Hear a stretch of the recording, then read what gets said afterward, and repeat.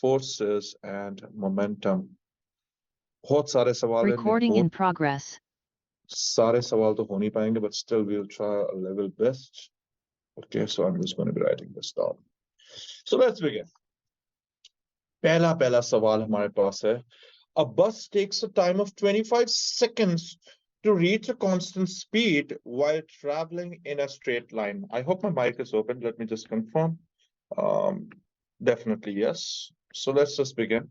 A bus takes a time of 25 seconds to reach a constant speed. Okay, so if we look at this graph over here, अगर हम इस graph पे concentrate करें, तो ये आखिरकार ये horizontal हुआ ही होगा, because इसने बोला है कि constant speed पे hit करेगा, तो इसका मतलब है कि हमारे पास इसके बाद flat हो जाना चाहिए graph, velocity time graph. Okay, velocity time graph है, हमें अच्छे तरीके से पता है कि जो इसका gradient होता है, it gives you the acceleration, right? So मुझे कहता है, bus takes a time of 25 seconds to reach a constant speed while traveling in a straight line.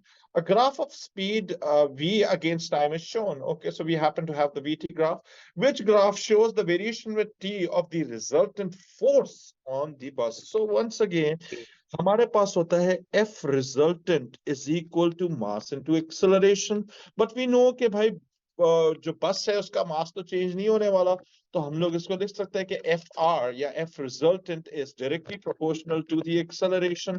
So basically ये वाला जो हमारे पास ग्राफ जो आपके पास नजर आ रहे हैं, इधर सारे फोर्स टाइम ग्राफ है.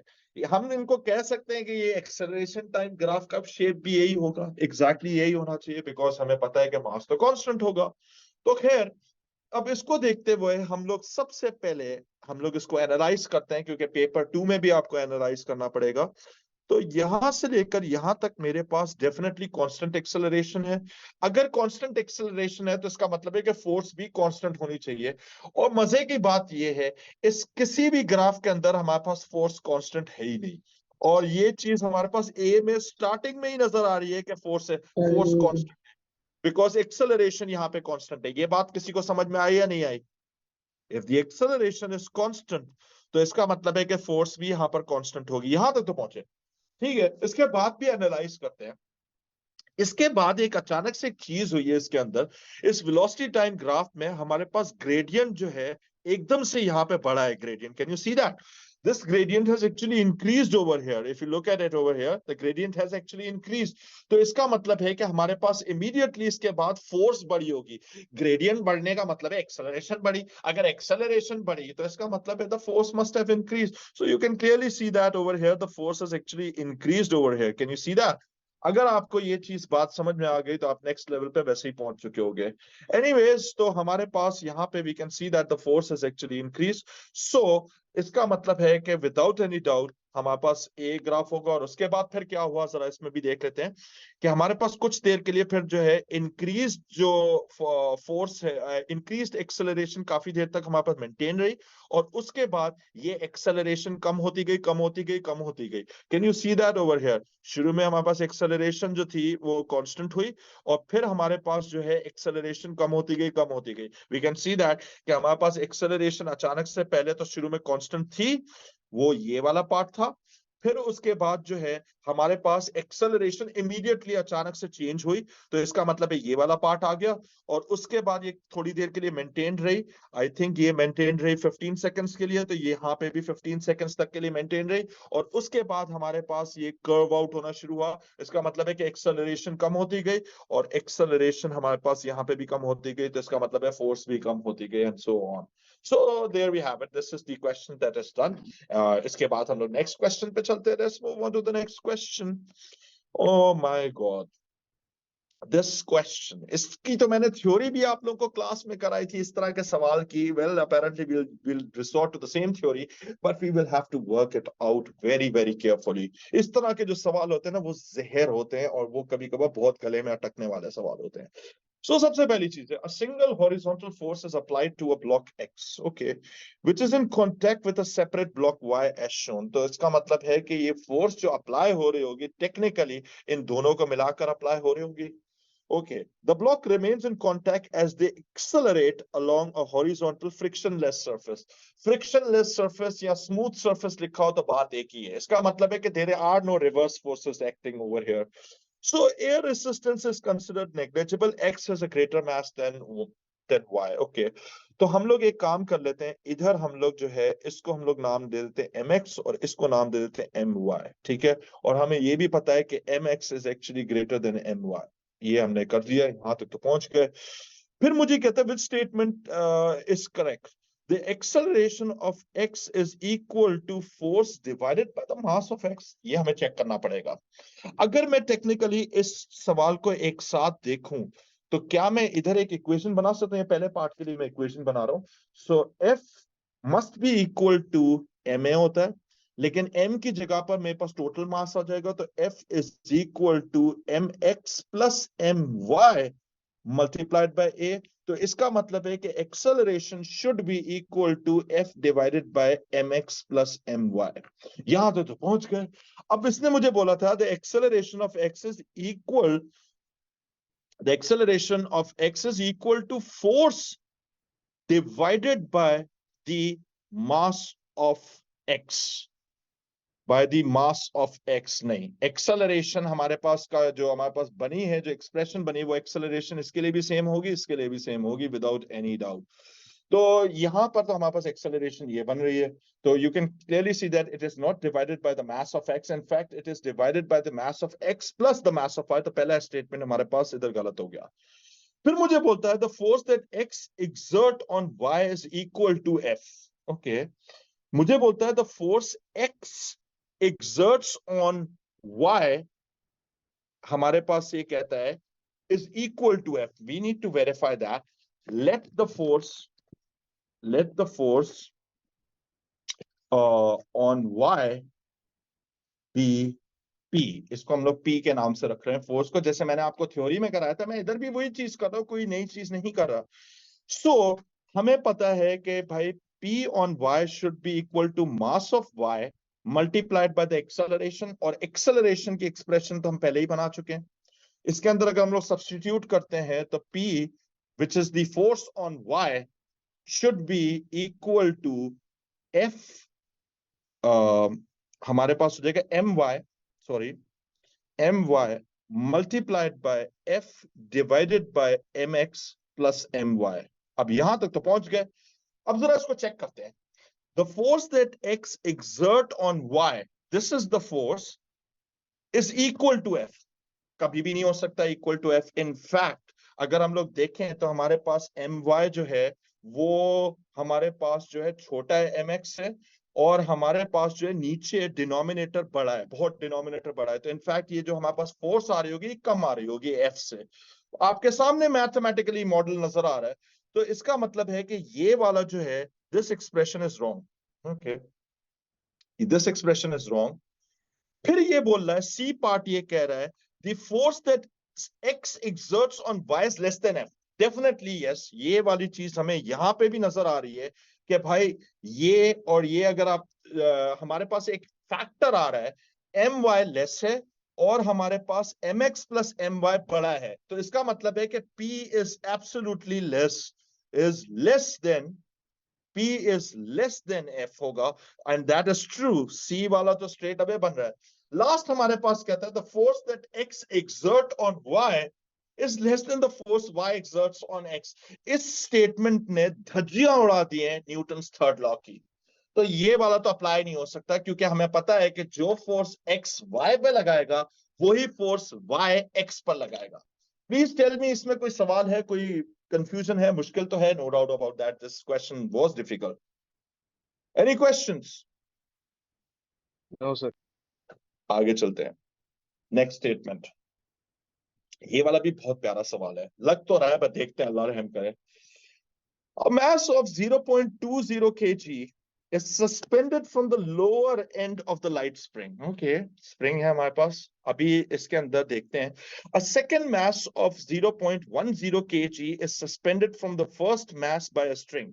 यहाँ पर एक थ्रेड लगी हुई है जिससे इसको लटकाया गया है, थ्रेड से लटकाया गया है, स्प्रिंग नहीं है, थ्रेड है.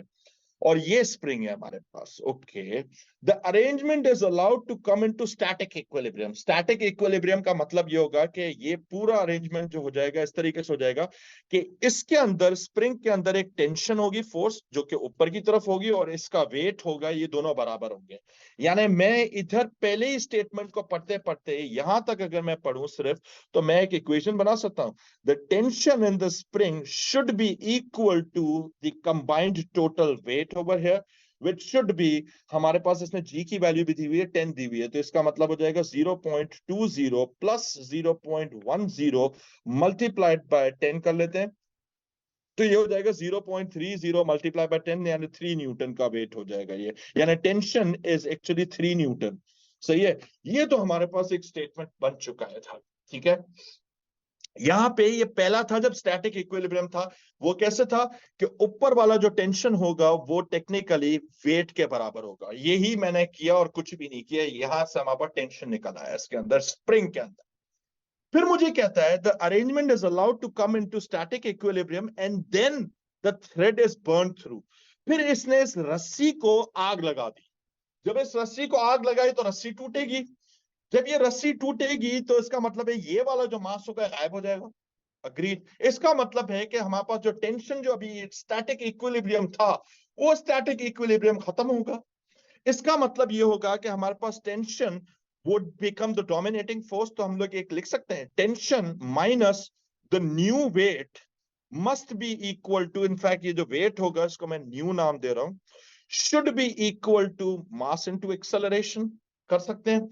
अब हमारे पास इक्विलिब्रियम में नहीं है, तो हमारे पास टेंशन जो फोर्स है वो बड़ी है, तो हम लोग इसको लगा देते 3 माइनस जो नया वेट होगा, वो नया वेट हमारे पास हो जाएगा 0.20 मल्टीप्लाइड बाय 10, क्योंकि सिर्फ इतना ही मास हमारे पास बचा है, and this should be equal to, और मास इतना ही बचा था एंड में भी, तो 0.20 multiplied by acceleration. Let's find out this value of acceleration. So ये हो जाएगा 3 minus 0.20 multiplied by 10 sir divided by, 5। ये आ रहा है 5, यानी एक्सेलरेशन जो हमारे पास ऊपर की तरफ आ रही है वो 5 मीटर पर सेकंड स्क्वायर होगी। Is that clear? अच्छा, मेरा एक यस सर। सवाल है आप लोगों से, मेरा एक सिंपल सा सवाल है, सर क्या ये एक्सेलरेशन हमारे पास कांस्टेंट रहेगी या ये एक्सेलरेशन चेंज होती जाएगी? ऐसे ही मेरा एक सर जनरल एक्सेलरेशन सवाल है। चेंज होती रहेगी। चेंज होती रहेगी क्योंकि हमारे पास जो होगा इसमें जो टेंशन होगी ना वो भी कम होती जाएगी जैसे डिक्रीज जैसे होती ऊपर जा रहेगी। रहा होगा। सही है, तो ये बात आपको समझने वाली थी, ये मैंने ऐसे ही पूछ लिया कि अगर पेपर 2 में सवाल पूछा जाए तो आप एटलीस्ट जवाब दे सकोगे। ये तो हो गया। उसके बाद ये वाला तो बच्चों वाला सवाल है, ये वाला भी मैं कर लेता हूं। A rocket of mass 30,000 kg sits on a launch pad on the earth surface. The rocket motors provide an upward force of 330 kilonewton. Be careful, यहाँ पे kilonewton given है. Okay, what is the initial acceleration of the rocket? By upward जो force है, force upward is actually equal to the weight. नहीं, sorry, my mistake. Actually ये accelerate कर रहा है तो minus weight होना चाहिए, minus weight should be equal to mass into acceleration, हमें ये करना पड़ेगा। सो एफ अप जो हमारे पास आ रही है, जो अपवर्ड फोर्स आ रही है, that is equal to 330 multiplied by 10 raise to power 3, क्योंकि किलो न्यूटन था, minus the weight which is 30,000, and this is equal to mass हमारे पास कितना था, 30,000 ही था, एंड multiplied by the acceleration. So let's find out this value. तो ये हो जाएगा 330 1.2। मल्टीप्लाइड 1.2 आ रहा है, तो okay, that is great, 1.2 metre पर सेकंड स्क्वायर। सही है, ये भी हो गया हमारे पास। नेक्स्ट क्वेश्चन, ये वाला हम लोग पहले कर चुके हैं, मैं ये दोबारा नहीं करा रहा, इसका मुझे आंसर भी याद है, बी था। ठीक है, ये नहीं कर रहे हम लोग सवाल, ये हम लोग कर चुके हैं पहले, इसको मैं स्किप मार रहा हूँ। इस सवाल पे आते हैं। Now this is something that deals with momentum and possibly my favourite question of all. अच्छा, the diagram shows a man standing on a platform that is attached to a flexible pipe. यानी इसका कहने का मतलब है कि ये pipe bend हो सकता है। ठीक है, water is pumped through the pipe so that the man and the platform remain at a constant height. इसका मतलब ये है कि इसमें से पानी इतने प्रेशर से निकलता है कि हमारे पास जो है ये वाला प्रेशर की वजह से ये हाइट मेंटेन रहती है। ओके, इसका मतलब है कि इक्विलिब्रियम अटेंड हो गया। तो क्या हम लोग ये लिख सकते हैं कि इधर एक स्टेटमेंट लिख सकते हैं, वेट, बल्कि मैं इसको लिख रहा हूं W of person, W man लिखकर, ये हमारे पास है weight of the man should be equal to the downward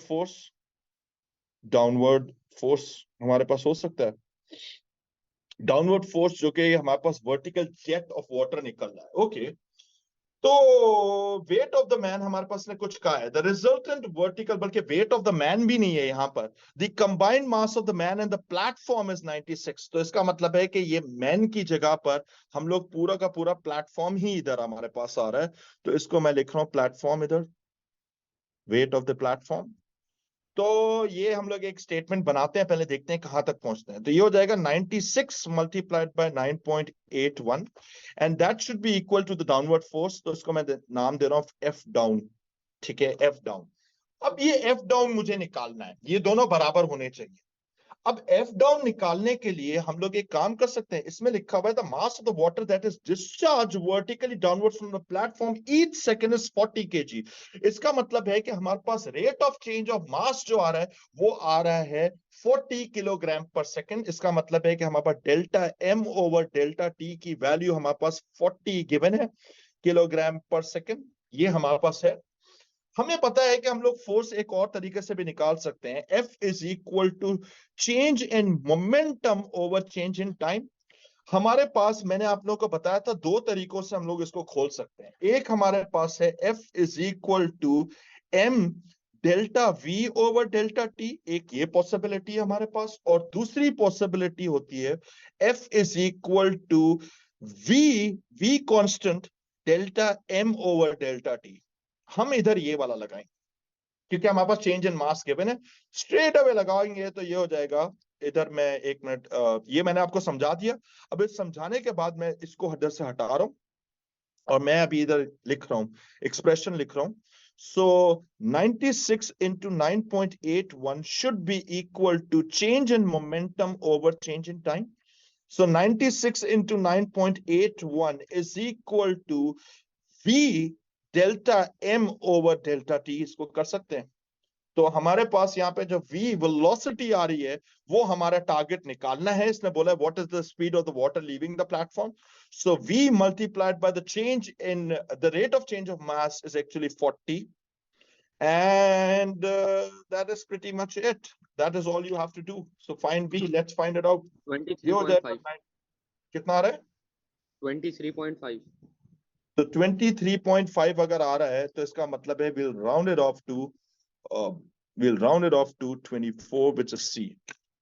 ये वाला सवाल नेक्स्ट लेवल क्वेश्चन था और सर, ये आप, जी बेटे, ये वेट ऑफ प्लेटफॉर्म जो होगा वो इजिकल टू अपवर्ड फोर्स होगा या डाउनवर्ड फोर्स होगा? बेटे मेरी बात सुनो। टेक्निकली मैंने जो था इसको डाउनवर्ड फोर्स को मैंने सर गलत लिख दिया है, इसको मुझे अपवर्ड फोर्स कहना चाहिए था। सही है, ठीक है, ये चीज समझ में आ गई। मतलब बेसिकली मेरे यस दिमाग सर। में पता नहीं क्या चला था कि गैस नीचे की तरफ से निकल रही है, मतलब पानी नीचे की तरफ से निकल रहा है इसमें से, ये वाली फोर्स जो है ये अगर इस तरफ है, मतलब ये वाली फोर्स टेक्निकली ये ऊपर की तरफ होगी। सही है, तो इसको एफ डाउन की जगह पर इसको आप एफ अप लिख दो, ज्यादा बेहतर हो जाएगा। मतलब एटलीस्ट वही आइडिया तो वही था कि भाई जो वेट होगा, जो काउंटर बैलेंस हो रहा है, वो हमारे पास जो इसमें से जो चेंज इन मोमेंटम आ रहा है। Is that clear? Yes sir. ठीक है, खैर आइडिया तो वही था at the end. Next question. Okay, three coplanar forces act on an object in the direction shown. Okay, in which direction could the object be in equilibrium? अच्छा, अब equilibrium के लिए हमारे पास एक कंडीशन सेटिस्फाई होनी चाहिए, वो ये है कि अगर मुझे फोर्सेस को इक्विलिब्रियम में लेकर आना है तो हमारे पास एक क्लोज्ड लूप ट्रायंगल बनना चाहिए। ओके, तो हम लोग चेक करते हैं कि क्लोज्ड लूप ट्रायंगल बनता है या नहीं बनता है। क्लोज्ड लूप का मतलब ये है कि अगर एक एरो इस तरीके से, तो एक एरो इस तरीके से होना चाहिए और एक एरो इस तरीके से होना चाहिए, यानी क्लोज्ड लूप हमारे पास एक सर्कल में चलना सर चाहिए। ए पे बन रहा है, ए पे। ए पे चेक करते मिरर हैं में पहले, सी है। ए पे पहले चेक कर लेते हैं। ए पर हम लोग वेरीफाई करते हैं, एक ये फोर्स है, इसका एरो इस तरफ है, एक फोर्स ये रही और एक फोर्स ये रही, ठीक है। अब एक और चीज भी इसमें हम लोग अभी बताऊंगा मैं आपको, पहले तो ये हमारे पास फोर्सेस हैं। एक काम करते हैं, इसका देखते हैं, एक फोर्स यहाँ पे रखी और एक फोर्स मेरे पास अगर मैंने यहाँ पे रखी, तो हमारे पास अनफॉर्चुनेटली इधर अगर मैंने ऐसे भी रख दिया, तो मेरे पास ये वाली फोर्स जो है इसको काउंटर बैलेंस नहीं कर पा रही। You can clearly see that मैं इसको कैसे अरेंज करूँ, कोई पॉसिबिलिटी नजर नहीं आ रही मेरे पास, ठीक है। मतलब मेरे पास क्लोज लूप इसमें ए में नहीं बन पा रहा, तो ए हमारे पास गलत हो गया, ठीक है। सर ये भी है। जी बेटे। हम लोग इंटरसेक्टिंग पॉइंट को भी तो देख सकते हैं ना। वो भी देख सकते हैं, ये हमारे पास एक स्ट्रेट लाइन भी जा रही है, वो हमारे पास यहाँ पे मैच भी नहीं कर रही है, ये भी एक तरीका है, तो ये भी तो देख सी सकते हो। लेकिन हमें सर इस फिर तरह भी सी हमें में होगा। ट्राइंगल बनाना लाजमी है, ट्राइंगल बनाना लाजमी है। फिर ओके उसके सर। बाद बी ऑप्शन में भी देखेंगे, तो बी में तो मुझे साफ साफ वैसे ही नजर आ रहा है कि हमारे पास दो फोर्सेस ऊपर की तरफ हैं और ये वाली फोर्स इतनी छोटी है कि इसको कभी भी काउंटर बैलेंस नहीं कर सकेगी, तो ये तो वैसे ही नहीं हो सकता बी हमारे पास। सी में जरा देखते हैं, सी किसी ने बोला भी है कि सी होना चाहिए, तो लेट्स ट्राई इट आउट। सी में हमारे पास एक फोर्स नीचे की तरफ है, एक फोर्स इस तरफ है, क्या हमारे पास क्लोज लूप ट्राइंगल बन सकता है, इसे देखते हैं। जी यानी सर। मैंने इसको निकाल लिया, एक फोर्स इस तरफ निकाल ली, हमारे पास बैक टू बैक ये गया, और फिर हमारे पास अगर मैंने ये किया, तो डेफिनेटली यहाँ पे हमारे पास पॉसिबिलिटी है, बस हमें थोड़ा सा इस वाली फोर्स को एक्सटेंड करना पड़ेगा। वो हम लोग कर सकते हैं क्योंकि स्केल ड्राइंग तो थी नहीं हमारे पास। यहाँ पर हमारे पास close loop triangle straight away बन रहा है हमारे पास, ये भी बन रहा है। और दूसरी बात हमारे पास एक ये भी हम लोग कर सकते हैं कि हम लोग देख सकते हैं कि इन लाइन ऑफ एक्शंस को पास करते हैं, अगर ये एक सेंटर पॉइंट से पास हो रही होंगी, तो तब भी हमारे पास इक्विलिब्रियम में होना चाहिए। इसमें डेफिनेटली पास हो रही है, इसमें भी चेक कर लो, इसमें, इसमें, इसमें नहीं हो रही, ये नहीं हो सकता। सी तो कंफर्म है, इसमें भी चेक कर लो, नहीं हो सकता। इसमें चेक कर लो, नहीं हो सकता। इसमें देख लो, दो पॉइंट्स आ रहे हैं, तो ये भी नहीं हो सकता। इसमें भी नहीं हो सकता। ये भी एक तरीका है चेक करने का। इनफैक्ट ये जो इंटरसेक्टिंग लाइंस वाला है, this is a much faster method, but then again it's your choice, ठीक है। ये भी हो गया हमारे पास।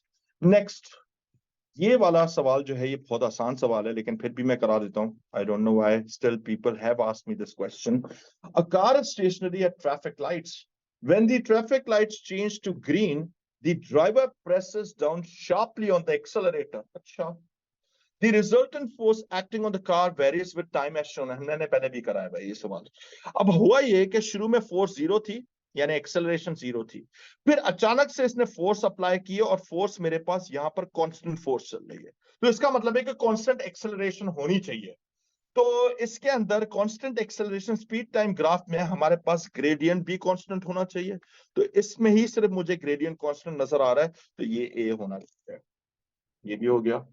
नेक्स्ट क्वेश्चन, अच्छा ये वाला सवाल। A car has a mass m, okay. The person needs to push the car with force F in order to give a car an acceleration A, okay. यहां तक हमने रीड किया। The person needs to push the car with force 2F in order to give the car acceleration 3 times A, okay. Which expression gives the constant resistive force opposing the motion of the car? यानी इसके अंदर एक force है, resistive force है, वो शुरू से ही constant है। यानी पहले वाले केस में क्या मैं इसको लिख सकता हूं, पहले वाले फोर्स में with a force F, okay, in order to give the car acceleration A, तो एक काम करते हैं, F minus R is equal to M A लिख सकता हूं इसको। ये पहले वाले स्टेटमेंट को मैंने पढ़ते हुए किया है, यानी इस वाले स्टेटमेंट को। एक फोर्स हमारे पास बड़ी है, एक रिवर्स फोर्स है जो हमारे पास कांस्टेंट है, और this is equal to M A, which is the mass हमारे पास एम था गाड़ी का। फिर हमारे पास कहता है, नेक्स्ट स्टेटमेंट कहता है the person needs to push the car with force 2F। इस बार हमारे पास फोर्स 2F लगाता है, और अगेन हमारे पास जो रिवर्स फोर्स है वो अगेन R है, और इस बार हमारे पास जो इसमें एक्सेलरेशन आ रही है वो 3A, तो M मल्टीप्लाइड बाय 3A लिख सकते हैं। यहां तक भी पहुंच गए। अब ये तो हमारे पास हो गया। अब मेरा मेन टारगेट क्या है कि मुझे रेसिस्टिव फोर्स को सब्जेक्ट बनाना है, ओके। तो कौन सा मसला है इसमें, एक काम कर सकते हैं कि एफ को इधर एलिमिनेट कर लेते हैं, तो एम ए प्लस आर हो जाएगा। इसको उठाकर मैं इसमें डाल देता हूं, तो हमारे पास r निकल आएगा. So let's give it a shot. So this should be 2 times ma plus r minus r is equal to 3 ma कर सकते हैं. यानी ये हो जाएगा 2 ma plus r minus r, oh sorry 2r, और this is equal to 3 ma, और यहां तक भी पहुंच गए. So finally this should become 2 ma plus r should be equal to 3 ma. So r is equal to 3 ma minus 2 ma. So r must be equal to ma. ये हमारे पास आ रहा है, तो इसका आंसर ए होना चाहिए. Please convince yourself this is correct. Yes what do you guys think?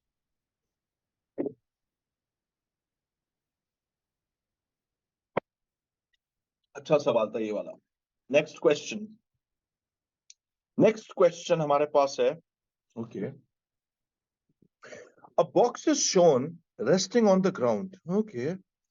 Newton's third law implies that the four forces of equal magnitude are involved. These forces are labeled P, Q, R, and S. Forces P and Q act on the box. Okay. एक P जो है ये हमारे पास हो जाएगी contact force हो जाएगी. इसको मैं लिख भी देता हूँ. Contact force. और Q जो है दैट इज द वेट. यहां तक भी पहुंच गए. Forces R and S act on the earth. अच्छा. R is the reverse contact force, और S जो होगी ये हमारे पास आएगा the force box exerts on earth. ये भी ग्रेविटेशनल फोर्स होगी. इसको मैं लिख देता हूं ग्रेविटेशनल फोर्स. ग्रेविटेशनल. और ये भी हमारे पास जो वेट है दैट इज ऑल्सो ग्रेविटेशनल. याद करो कि भाई अगर आप अभी राइट नाउ जमीन पे खड़े हुए हो, अर्थ आपको पुल करेगी और आप अर्थ को पुल करोगे. Both the forces need to be gravitational in order to make an action-reaction pair. Which statement about the forces is correct? Let's see. P is equal and opposite force to Q. इसमें कोई शक नहीं है, ये दोनों बराबर है क्योंकि ये रुका हुआ है. Both are forces of contact. नहीं, ये बिल्कुल गलत है. कॉन्टैक्ट फोर्स इसमें सिर्फ P एक कॉन्टैक्ट फोर्स है और Q हमारे पास वेट है, तो न्यूटन्स थर्ड लॉ पेयर नहीं बन सका. सही है. फिर ये कह रहा है Q is equal, okay, and opposite force to P. ठीक है. And both are gravitational forces. नहीं, बिल्कुल भी नहीं. ये भी नहीं हो सकता हमारे पास. और फिर हमारे पास है R is equal and opposite force to S. Okay. And both are forces of contact. नहीं, R is the contact force, but S is not the contact force. नहीं हो सकता ये. S is equal and opposite force to Q, no doubt about that. And both are gravitational forces. Exactly. Jackpot. D होना चाहिए. Convince yourself this is correct. चले आगे. Yes जी sir. आगे चलते हैं.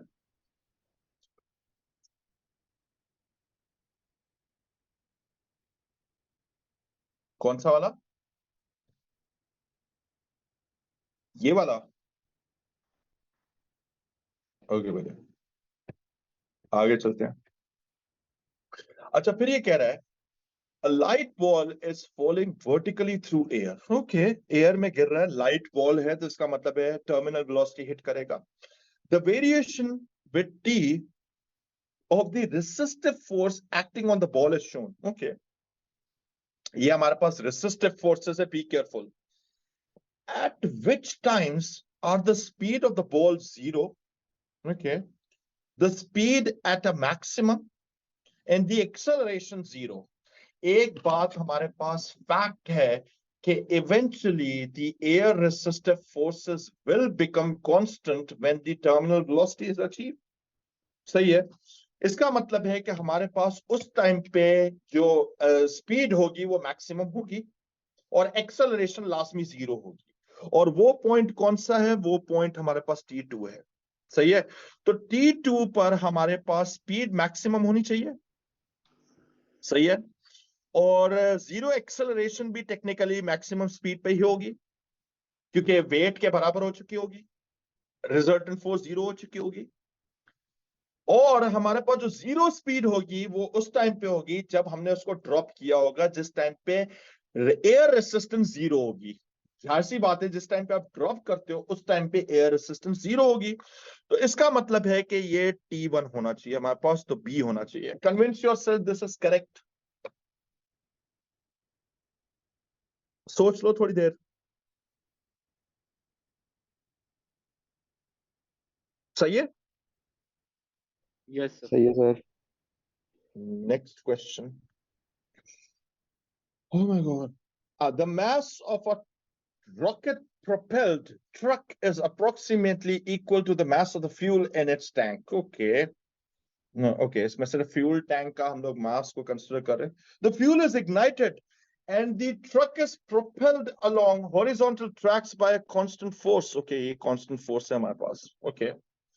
The effect of air resistance is considered negligible. During a test run, the fuel is consumed at a constant rate.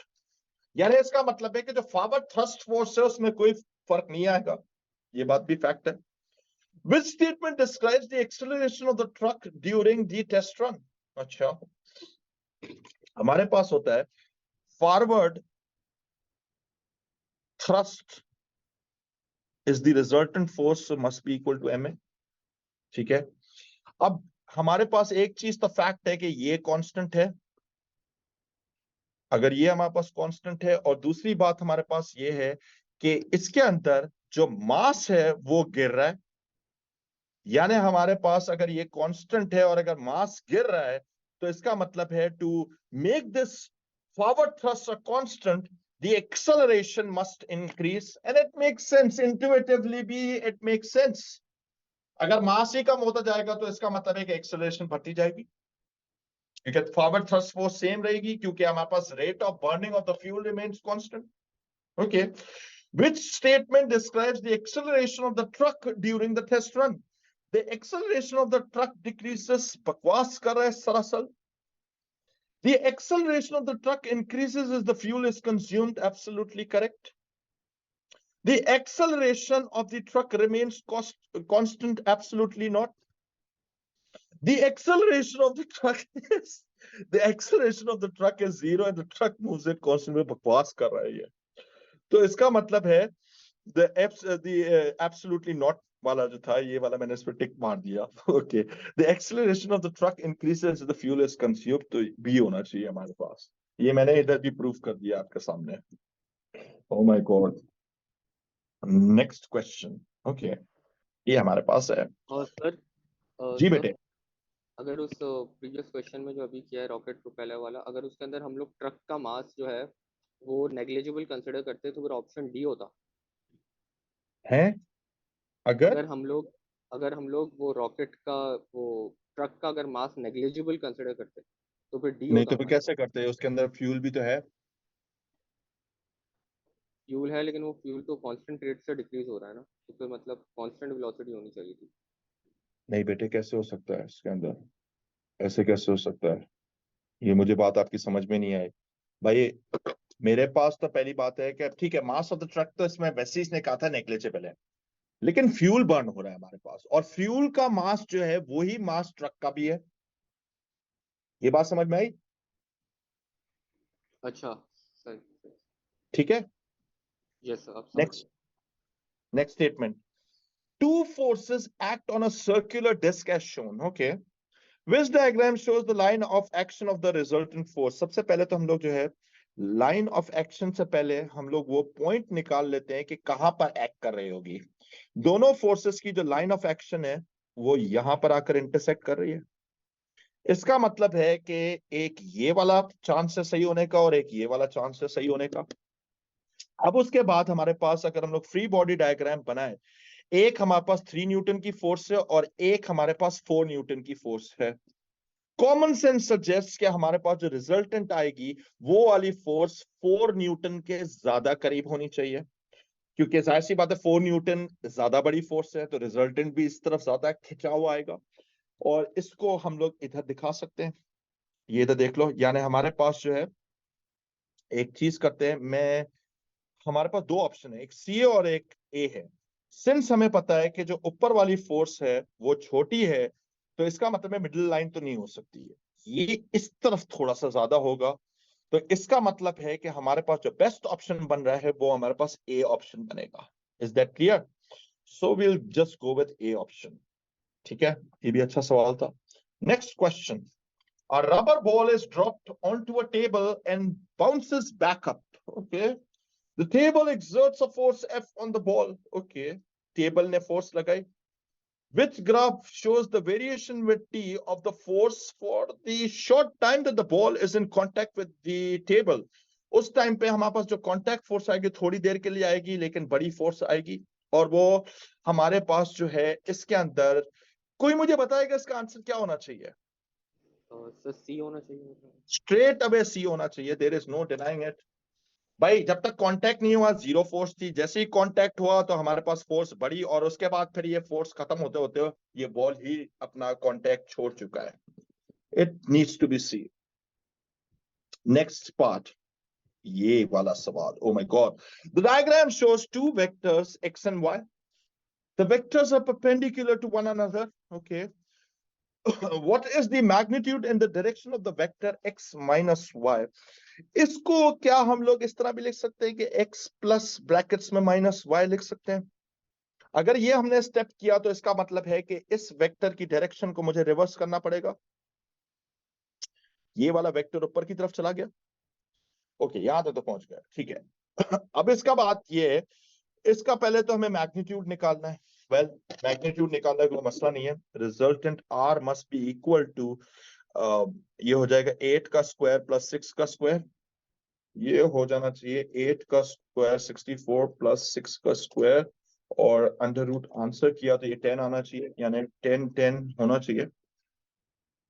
इसका मतलब है कि इसके अंदर एक और भी चीज है, इसका एंगल भी निकालना है।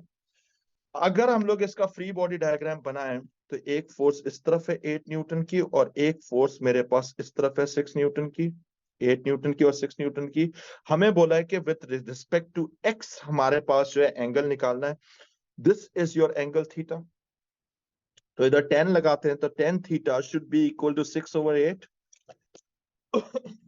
6 डिवाइडेड बाय 8, और फिर हम लोग इसमें शिफ्ट tan इनवर्स लगाएंगे, आंसर आएगा 36.8, यानी 37। ये भी हो सकता है, ये भी हो सकता है, दोनों में से ऑप्शन हो सकता है। अब हमें ये डिसाइड करना है कि किस तरफ इसका डायरेक्शन है। उसका डायरेक्शन हमारे पास अपवर्ड है, क्योंकि मैंने इस y का डायरेक्शन को चेंज किया है, तो it should be upwards, be होना चाहिए हमारे पास। हो गया, सही है। Next part, am I audible? Yes sir. Yes sir. Okay. अच्छा, इसमें हमारे पास है, इसको लिख लेते हैं वेलोसिटी, और यहाँ पे लिख लेते हैं y। ठीक है, अब इसको जरा देखते हैं। Okay, the graph shows the variation of a quantity y with a quantity x for a body that is falling in air at constant terminal velocity in a uniform gravitational field. Okay, constant terminal velocity पे गिर रहा है। Okay, फिर ये कह रहा है कि which quantities could x and y represent? Okay, x is air resistance and y is acceleration. X is air resistance and y is acceleration. हमारे पास जो है, नहीं हमारे पास तो एयर रेसिस्टेंस तो हमारे पास टेक्निकली कांस्टेंट चल रही होगी, क्योंकि अगर ये टर्मिनल वेलोसिटी पे गिर रहा है तो कांस्टेंट होगी, ये नहीं हो सकता हमारे पास। पहला वाला गया। Loss of height is equal to gain in kinetic energy, नहीं, काइनेटिक एनर्जी में कोई गेन नहीं हो सकता कांस्टेंट स्पीड पे, ये भी गया, क्योंकि हमारे पास लिखा हुआ है कि टर्मिनल वेलोसिटी पे गिर रहा है तो there should be no gain in kinetic energy. Kinetic energy should be constant at all times, ये भी नहीं हो सकता। फिर हमारे पास loss of potential energy X पर आ रहा है, and work done against air resistance. हाँ, ये हमारे पास जरूर पॉसिबिलिटी है कि लॉस हमारे पास बढ़ता जा रहा होगा, और हमारे पास work done against air resistance में जा रहा होगा, ये पॉसिबिलिटी है। मार्क कर लेते हैं इसको फिलहाल डॉट से। आगे भी देख लेते हैं। डी पर हमारे पास टाइम है इसने कहा टाइम रखो और यहाँ पर हमारे पास y पे वेलोसिटी रखो। तो मेरे प्यारे बच्चे, वेलोसिटी टाइम ग्राफ तो स्ट्रेट लाइन होना चाहिए था हमारे पास, क्योंकि जीरो एक्सेलरेशन है हमारे पास इधर, तो ये वाला तो हो ही नहीं सकता हमारे पास। तो हमारे पास सी ऑप्शन ही बेस्ट बचा है। और वैसे भी याद रखो कि हमारे पास जो, अगर आप टर्मिनल वेलोसिटी पर होगे, एक स्टेटमेंट आप लोग लिख लो, एट टर्मिनल वेलोसिटी लिखना चाहो तो लिख लो, at terminal velocity ke is constant, zero change in ke, ये भी लिख सकते हैं। एक ये चीज हो गई। हमारे पास होगा GPE, gravitational potential energy will change, और हमारे पास होगा work done against friction will be done। सही है, work done against friction involve होगी, बस ये लिख देते, work done sir against friction will be involve. जी बेटे। ये work done against friction equal होगा ना change in gravitational potential energy के? जी बेटे, बिल्कुल बिल्कुल, जाहिर सी बात है, कहीं तो जा रही होगी ना जीपीई। आपको पता है कि भाई मेरे पास इधर आ जाओ, एक हाइट ये रही, हाइट h है, मेरे पास एक ऑब्जेक्ट है, कांस्टेंट स्पीड पे नीचे की तरफ गिर रहा है, हाइट तो डिक्रीज हो रही है, यानी जीपीई तो मेरे पास डेफिनेटली कम हो रही है। अब जाहिर बात है केई में तो जा नहीं रही, तो कहां पे जा रही होगी? वर्क डन अगेंस्ट फ्रिक्शन में जा रही होगी, जाहिर सी बात है, कॉमन सेंस। ठीक है, well done. Next point, next question. Okay, a ball of mass 2 kg travels horizontally with a speed of 4 meter per second. Okay, the ball collides with the wall and rebounds in the opposite direction with a speed 2.8. The time of the collision is 150 milliseconds. What is the average force exerted on the wall? Oh my God. तो हमारे पास एक दीवार बना लेते हैं, let this be the wall। एक ball है जिसका मास हमारे पास गिवन है 2 kg का, ये गया यहां पे जाके इसने हिट किया, दीवार को हिट किया एट 4 मीटर पर सेकेंड, और फिर इसके बाद इसने रिबाउंड किया इधर से। अब रिबाउंड किया है तो हमारे पास 2.8 मीटर पर सेकेंड हो गया। मेरा आप लोगों से सवाल है, ये इलास्टिक कोलिजन है या इन इलास्टिक है? In elastic. डेफिनेटली। अब ये इसका मास तो चेंज नहीं हुआ हमारे पास, 2 kg तक पहुंच गए। अब हमें बोलता है कि what is the average force exerted on the wall, और कोलिजन का टाइम भी हमारे पास गिवन है। तो हम लोग एक काम कर सकते हैं, F is equal to change in momentum over change in time कर सकते हैं। तो सबसे पहले तो हमें डेल्टा P निकालना है, विच is the change in momentum. मैं एक काम कर रहा हूं, इस बार लेफ्ट को मैं पॉजिटिव ले रहा हूं और राइट को मैं नेगेटिव ले रहा हूं, मेरी मर्जी, मैं कर सकता हूं। तो ये हो जाएगा 2 मल्टीप्लाइड बाय 2.8 पॉजिटिव, माइनस क्योंकि चेंज है, फिर लेकिन अगेन माइनस आ जाएगा क्योंकि जो हमारे पास राइट को मैंने नेगेटिव लिया हुआ है। सही है, तो ये हो जाएगा -2 × 4, यहां तक भी पहुंच गए। इसका मतलब है कि ये टेक्निकली एड अप हो जाएगा, आपकी मर्जी, आप राइट को पॉजिटिव लो, लेफ्ट को पॉजिटिव लो, आपकी मर्जी है, लेकिन stick to it throughout that question. और ये हो जाएगा +2 × 4, ये वैल्यू मेरे पास आ रही है, आई थिंक 13.6 आ रही है। अब जरा सुनो, फिर उसके बाद हमारे पास है फोर्स निकालना है। सो 13.6 तो हमारे पास किलोग्राम ms-1 आ रहा होगा। So 13.6 divided by the time of contact is 150 milliseconds into 10 raised to power -3. Okay, so ये हो 90.7। जाएगा 13.6 डिवाइडेड बाय, 90.7। ब्रैकेट्स में आ जाएगा 150 into 10 raised to power -3, and this value is coming as 90.6, so इसका मतलब है 91, so F is equal to 91 newtons, and that is D. Okay, आगे चलते हैं, देखते हैं और क्या वैरायटी है हमारे पास। Okay,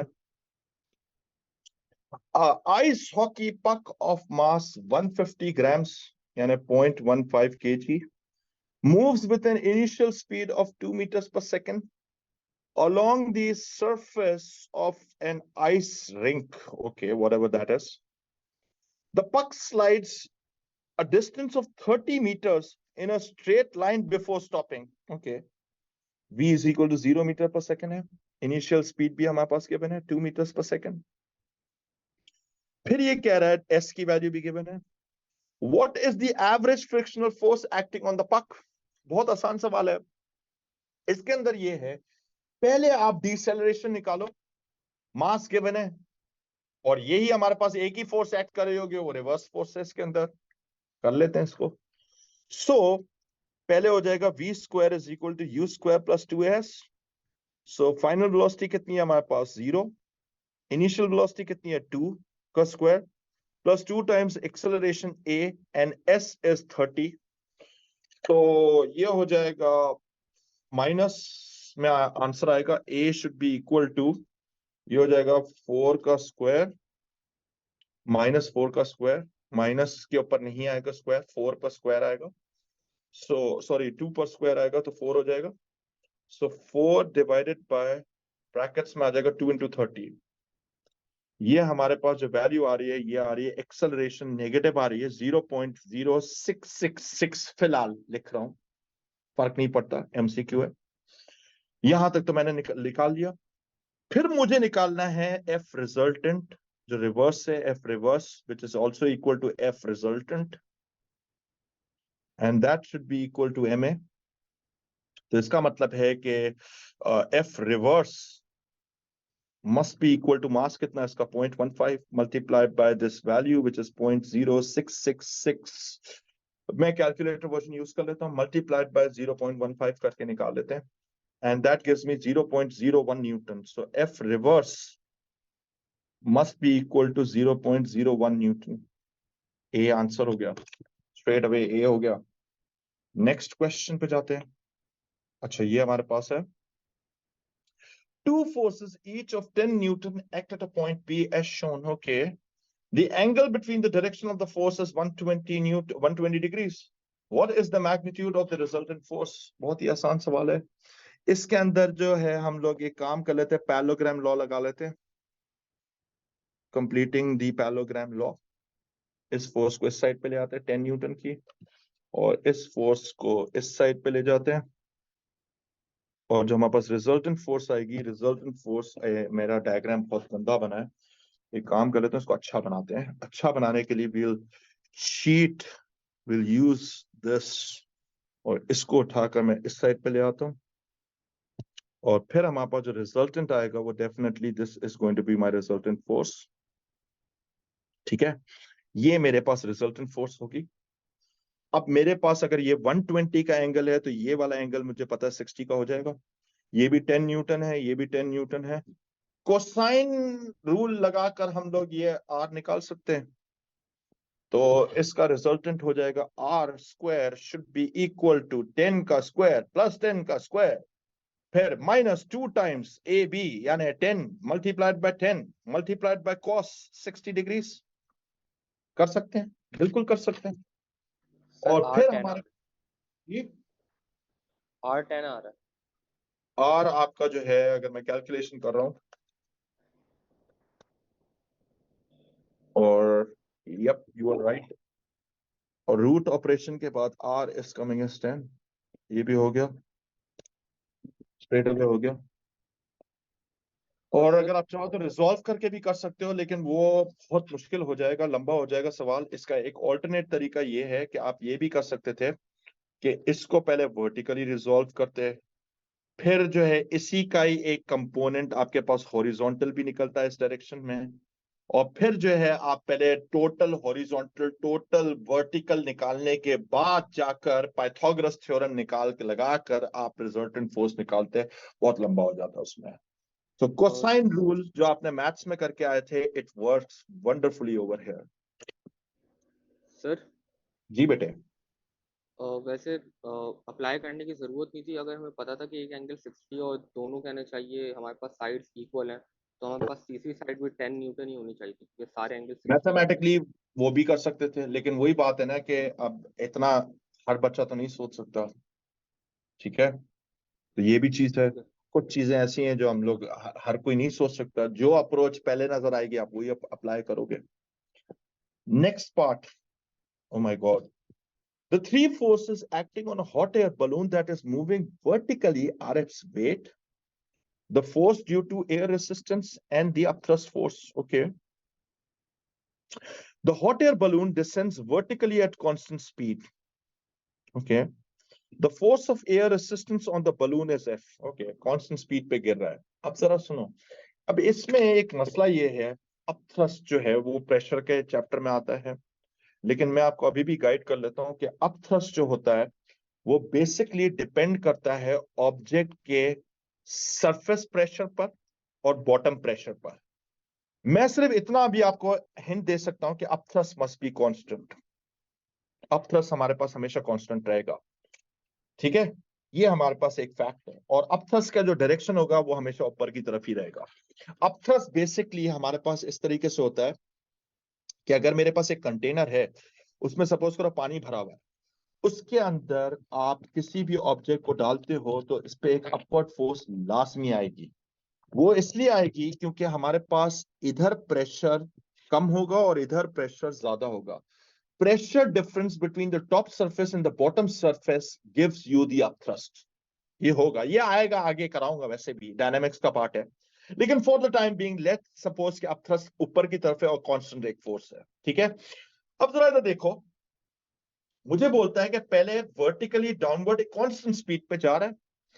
अगर ये कांस्टेंट स्पीड पे जा रहा है तो इसका मतलब है कि हमारे पास इसमें कौन कौन सी फोर्सेस एक्ट कर रही होंगी. पहले हम लोग लिख लेते हैं downward motion. My God, downward eight constant speed. Descend कर रहा है ना. अगर ये डिसेंड कर रहा है तो इसका मतलब है कि इस पर हमारे पास जो इस ऑब्जेक्ट पर जो फोर्स होगी बलून पर, वो होगी, एक मेरे पास वेट होगा, ऊपर हमारे पास दो फोर्सेस होंगी, एक हमारे पास एयर रेसिस्टेंस होगा. लेट दिस बी, इस एयर रेसिस्टेंस को इसने नाम क्या दिया, एफ दिया है, लिखा हुआ है एफ इधर. ठीक है, तो एफ नाम दिया इसको. और एक हमारे पास अपवर्ड फोर्स होगी जो कि अपथ्रस्ट होगी, तो उसको मैं नाम दे देता हूं एफ, अप नाम दे देते हैं, बल्कि उसको हम लोग अपथ्रस्ट यू यू कह लेते हैं उसको. ठीक है, यू कह लेते हैं. तो शुरू में जो हमारे पास इक्वेशन, जनरल इक्वेशन बनी है, वो बनी है W is equal to F plus U. यहां तक हमारे पास एक इक्वेशन बनी है. ये हमारे पास क्यों था, ऐसी बनी है because technically when something is falling at constant speed, तो इसका मतलब ये होता है कि हमारे पास still the object is in equilibrium. तो इक्विलिब्रियम में जो डाउनवर्ड फोर्स होगी वही अपवर्ड फोर्स के बराबर होगी. यहां तक तो पहुंच गए. फिर जरा सुनो, फिर ये कह रहा है which weight of the material must be released from the balloon so that it ascends vertically at same constant speed. Okay, यानी हमें इसका जो ऊपर की तरफ भी जाए तो कांस्टेंट स्पीड पे जाए. तो इसके लिए हमें फिर एक और कार्रवाई करनी पड़ेगी. अभी हमें ये करना पड़ेगा कि जब ये ऊपर की तरफ जा रहा होगा तो इसका मतलब है कि upthrust would be the dominating force. एक हम लोग लिख लेते हैं एक स्टेटमेंट और, अपथ्रस्ट. अब एक और चीज है, अगर ये ऊपर की तरफ जा रहा है तो एयर रेसिस्टेंस का डायरेक्शन किस तरफ होगा. Can anyone tell me. Downwards. Downwards. बिल्कुल, यानी हम लोग कह सकते हैं कि upthrust must be equal to, be careful, F जो होगा वो डाउनवर्ड हो जाएगा और मेरे पास वेट वंस अगेन डाउनवर्ड है. लेकिन एक प्रॉब्लम है, इसमें से वेट अभी ये नहीं होगा. weight must have been reduced by some material has been dropped, right? तो हम लोग एक काम कर सकते हैं, इसमें से कुछ वेट उठाकर बाहर फेंका है, उसको नाम दे देते हैं, एक्स नाम दे देते हैं. सपोज करो पी दे दो, ए दे दो, आपकी मर्जी है. यहां तक तो पहुंचे. अब हमें करना है कि हमें इस एक्स की वैल्यू निकालना है. एक चीज जो मैंने आपको फैक्ट बोली थी वो ये था कि भाई अपथ्रस्ट और अपथ्रस्ट बराबर है, और मुझे अपथ्रस्ट से जान भी छुड़वानी है. मुझे answer in terms of F चाहिए. इसको उठाकर पूरे को इसमें सब्स्टिट्यूट करेंगे, यानी हमारे पास हो जाएगा u is equal to F. ये पहली इक्वेशन थी, ये दूसरी इक्वेशन बन रही है. पहली इक्वेशन को हम लोग कर रहे हैं फ्रॉम 1, क्या हम लोग इसको ऐसे लिख सकते हैं, u is equal to F, sorry u is equal to, क्या लिख रहा हूं मैं भी यार, u is equal to w minus F कर सकते हैं। इसको उठाकर मैं इसमें डालूंगा तो ये हो जाएगा w minus F should be equal to F plus w minus X. यहां तक तो पहुंच गए। फिर जो राइट साइड पे उसको लेफ्ट साइड पे फेंक देते हैं, w minus F minus w is equal to minus X. इसके अंदर straight away W W cancel out हो गया, ये हो जाएगा minus two F is equal to minus X, यानी माइनस माइनस भी कैंसिल आउट हो गया, यानी x is equal to 2f के बराबर हमारे पास आंसर आना चाहिए, और 2f हमारे पास बी आंसर है। ये आपके सामने सवाल है। ठीक है guys, what do you think?